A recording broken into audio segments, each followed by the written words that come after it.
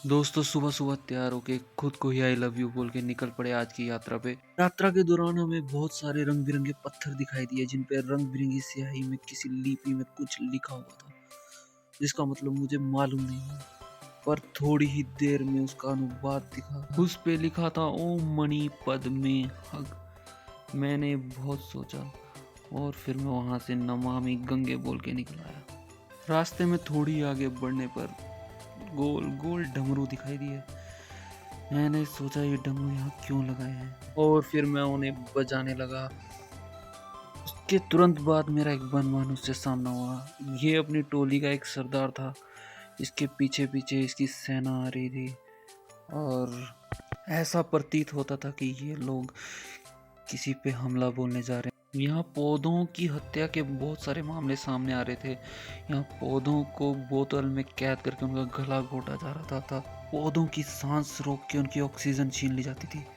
बड़े से तिब्बतियन भगवान की रक्षा यहाँ दो छोटे छोटे भगवान कर रहे थे।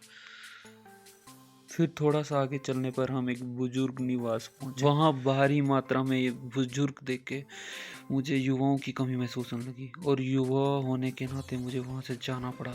बहुत सारे जटिल रास्ते पार करने के बाद मैं अपनी दिशा भटक चुका था। रास्ता ढूंढते हुए मेरी नज़र इन डायरेक्शन एरोज यानी दिशा निर्देशक तीरों पर पड़ी जो कि कोई रास्ता नहीं दिखा रहे थे। फिर हम सब कुछ किनारे करते हुए किनारा बैंक पे पहुंचे और हमने वहां से कुछ पैसे निकलवाए।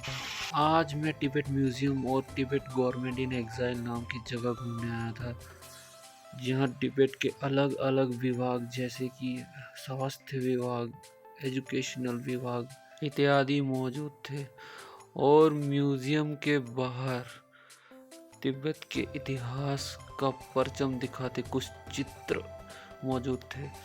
तिब्बतियन म्यूजियम में भी भारतीय बैंकों की तरह लंच टाइम चल रहा था और वहाँ बहुत बड़ा ताला लगा हुआ था और उन्होंने कहा कि लंच के बाद आना। ये सुनने के बाद मैं सीधा वहाँ कैंटीन में चला गया।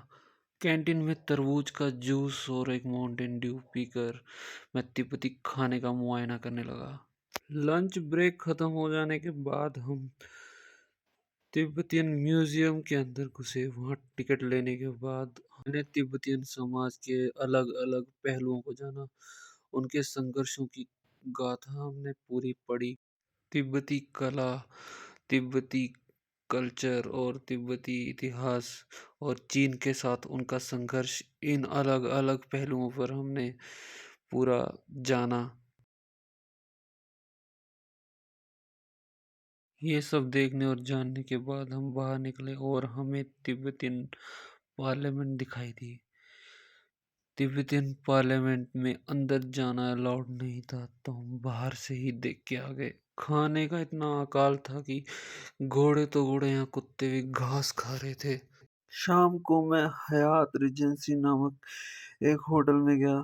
वहाँ हमने स्पगेटी और कॉफी पी। वापिस आते समय दुकानदार से मैंने एक एनर्जी ड्रिंक मांगी तो उसने कहा टेक द हेल। मैंने कहा भैया गो टू हेल होता है, टेक द हेल नहीं होता। फिर नहीं कहा, उसने कहा go to fridge and take the hell. Balcony में कुकुर को हमने पेडिग्री डाला और जब मैंने उसे पूछा कैसा लगा तो उसमें इतना एटीट्यूड था, उसने रिप्लाई ही नहीं दिया मुझे।